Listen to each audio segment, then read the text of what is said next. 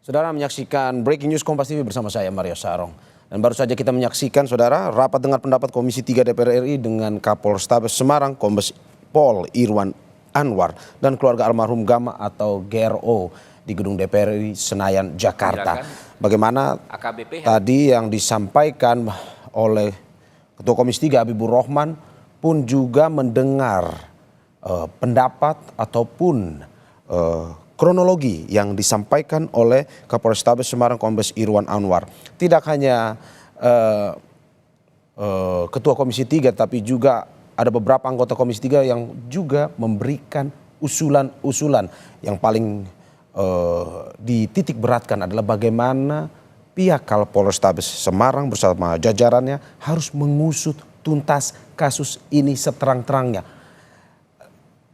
Dan untuk mengetahui informasi lengkap terkait dengan rapat dengar pendapat Komisi 3 tadi bersama Kapolrestabes Semarang, kita terhubung dengan jurnalis Kompas TV yang saat ini berada di gedung DPR RI Senayan. Ada Tifal Solesa di sana.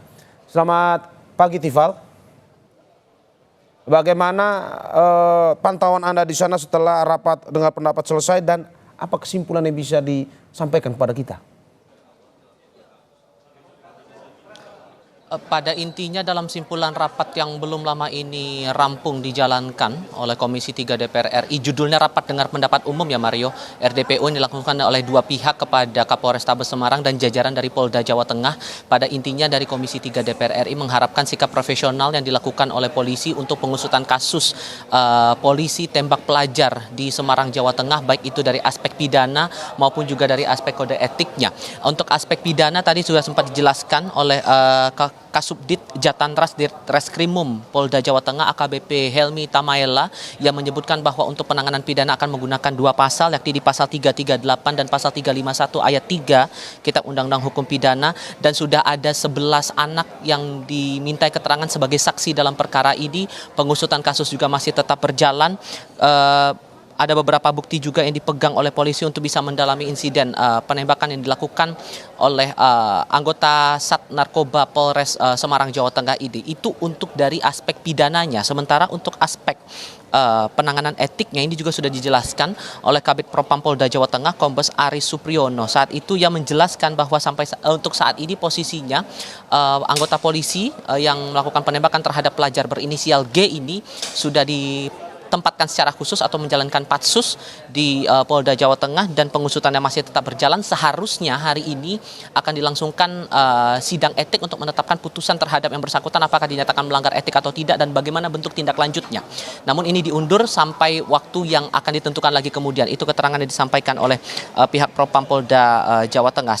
Sementara untuk Kapolrestabes Semarang, Kombes Irwan Anwar di awal rapat dengar pendapat hari ini ia menyampaikan permohonan maaf atas insiden ini dan ia mengakui bahwa tindakan yang diambil oleh anggotanya ini sebagai langkah tidak profesional melakukan penembakan terhadap pelajar, dan ia siap untuk menanggung segala risiko yang mungkin saja terjadi di balik pengusutan kasus ini, baik itu secara pidana yang masih tetap berjalan di Polda Jawa Tengah maupun juga dari aspek etiknya begitu di lingkungan Bid Propam Polda Jawa Tengah. Yang sedang kami tunggu sekarang Mario adalah pernyataan lanjutan dari kedua belah pihak, baik itu dari DPR RI maupun juga dari jajaran kepolisian yang menjadi anggota dalam rapat dengar pendapat umum pada hari ini. Tadi kalau kita dengar pernyataan dari Habibur Rahman selaku Ketua Komisi 3 DPR RI dari fraksi Partai Gerindra, kemudian juga dari beberapa anggota Komisi 3 DPR RI juga meminta kepada polisi tidak hanya masalah bersikap profesional tapi juga mempertanyakan bagaimana bentuk pengaturan khusus terhadap penggunaan senjata api bagi anggota kepolisian. Itu yang juga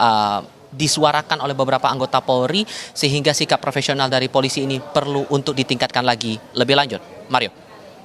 Saya mencatat beberapa hal yang disampaikan oleh beberapa anggota Komisi 3, salah satunya Iwayan Sudirta yang mengatakan bahwa bagaimana pembinaan harus terus dilakukan. Dan juga ada salah satu yang ditanggapi bahwa bagaimana pertanyaannya apakah perlu kepolisian memegang senjata, dinilai dari bagaimana tugas polisi yang harusnya mengayomi senjata ketimbang pada akhirnya salah ataupun ada aksi yang berlebihan yang dilakukan.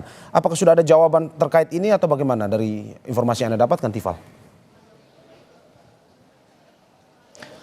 Dalam rapat tadi sebetulnya tidak ada respon signifikan yang dinyatakan baik itu dari Kapolrestabes Semarang maupun juga dari jajaran Polda Jawa Tengah. Tapi yang dijelaskan lagi oleh polisi bahwa sebetulnya tidak hanya berkaitan langsung dengan penanganan terhadap kasus yang dialami oleh pelajar berinisial G ini, tapi juga ada langkah-langkah lain yang juga diupayakan dari Polrestabes Semarang maupun Polda Jawa Tengah untuk penanganan kasus kenakalan remaja. Itu yang dijelaskan dalam beberapa kesempatan begitu tadi dalam paparan awal maupun juga di paparan lanjutan.